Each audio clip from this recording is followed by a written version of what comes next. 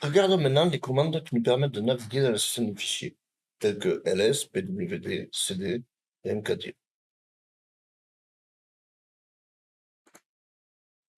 Je vais ouvrir le terminal. La commande ls affiche à l'écran une liste de fichiers et de dossiers. Nous pouvons modifier le résultat de la sortie avec divers caractères. L'option "-a" est utilisée pour afficher tous les fichiers, y compris les fichiers cachés, et l'option "-l" affiche chaque fichier sur une seule ligne, ce qui est très utile pour l'automatisation. Regardons la documentation de ls. Liste le contenu d'un dossier. Option "-a" affiche tous les fichiers, y compris les fichiers cachés. Alors sur Linux, les fichiers cachés ont un point au début de leur nom de fichier. Et par défaut, ils ne sont pas affichés. Et une autre option très utile, c'est "-l", qui affiche sous forme de liste. Je vous invite à regarder toutes les options possibles. Et par exemple, si nous faisons ls-"-la", nous avons tout affiché sous forme de liste. Bon, cd correspond pour Change Directory. Par exemple, nous pouvons aller dans bin. Pour ouvrir notre dossier personnel, nous allons dans Home, Kali. Et comme vous pouvez le voir, on est à nouveau dans notre dossier personnel avec notre dossier. La commande pwd, si nous regardons sa documentation, nous savons maintenant que print name of current working directory. Pour faire simple, ça va nous afficher le chemin pour accéder au dossier où nous sommes. Regardons les prochaines commandes qui seront find, locate et which. Il existe un certain nombre d'utilitaires Linux qui peuvent être utilisés pour localiser les fichiers. Trois des plus courants sont find, locate et which. Ces trois utilitaires ont tous des fonctions similaires, mais fonctionnent et renvoient des données de différentes manières.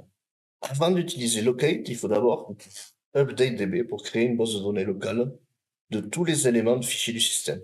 Une fois la base de données construite, locate peut être utilisé pour faire rapidement une requête à la dite base de données. Avant de lancer la commande locate, il est fortement recommandé d'exécuter updatedb à nouveau afin de mettre à jour la base de données. Donc, updatedb. Commande à faire à un utilisateur. Regardons vite fait quand même le manuel pour locate. Locate. Find files by name quickly. Tout simplement. Donc, faisons par exemple locate sbd.exe. Locate nous renvoie donc comme résultat le chemin pour accéder à sbd.exe. La commande which, quant à elle, recherche le nom de fichier donné dans les répertoires définis dans les variables d'environnement pass. Si une correspondance est trouvée, which renvoie le chemin d'accès complet au fichier. Regardons que contient la variable pass et nous voyons une série de dossiers. Maintenant, faisons which sbd et nous avons dans le chemin le bin sbd. La commande find, quant à elle, est plus agressive que les deux autres.